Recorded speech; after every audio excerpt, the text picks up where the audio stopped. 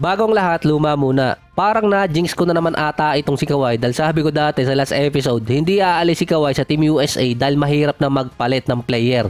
Biglang 2 araw ay nag-withdraw agad sa lineup ng Team USA itong si Kawhi. Pumalit doon si Derrick White.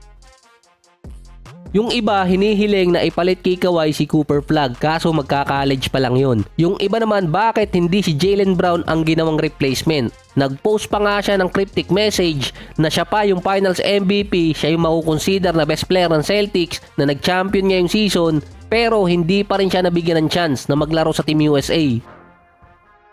Matagal din tinatawag na sidekick itong si Jaylen Brown para kay Tatum pero mas napatunayan kasi niyang hindi siya yung sidekick. Si Derrick White since June pa lang, siya na yung nilagay na replacement sa player na hindi makakalaro sa Team USA.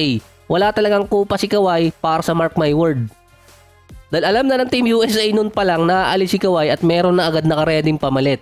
Kaya naman umalis si Kawhi dahil din sa sinabi niyang okay lang ang Clippers na maglaro siya sa Team USA para sa Olympics na mukhang nakapag-isip sa loob ng 2 araw.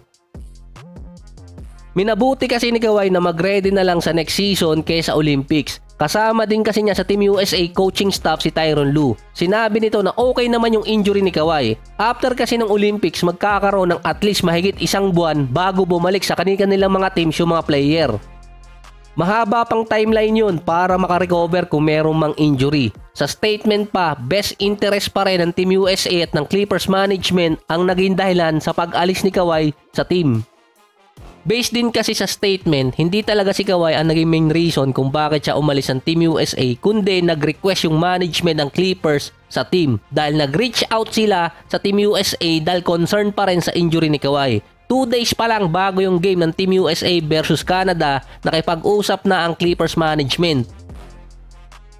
Si Kawhi din yung pinakatahimik na player, siya din yung player na pinakamahirap malaman yung status. Gaya na lang nung last time na meron siyang injury ng All-Star pero naglaro pa rin siya ng ilang game after nung break sa regular season. Hindi siya nag-load management nun. Kalimitan kasi ginagawa niyang hindi siya naglalaro kapag back-to-back game. Pero nung nakarang season, ginagawa niya yon ng ilang beses. Dahil nga sa naging statement nung bago mag-umpisa ang season na si Kawhi ang tinurong dahilan kung bakit nagkaroon ng rule ang NBA regarding sa load management.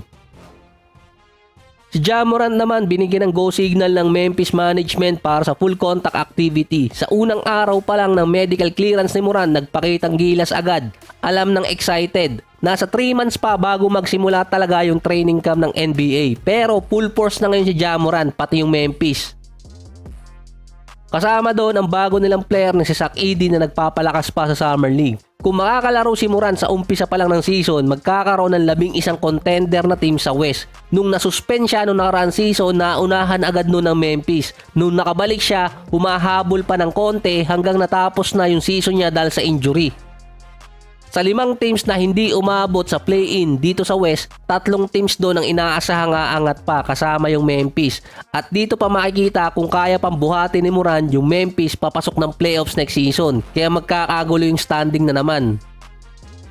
Ang winning rate ni Ja Morant kapag naglalaro siya, sa total na 257 games so far, 57.5% ang winning rate ng Memphis. Mas mataas yun kay Luka na merong 400 games, 56.7% ang winning rate. Mas mataas din kay Anthony Edwards na merong 51% kapag naglalaro siya. Kung si Morant makalaro man lang ng at least 60 games sa isang season, meron silang at least 34 wins dun.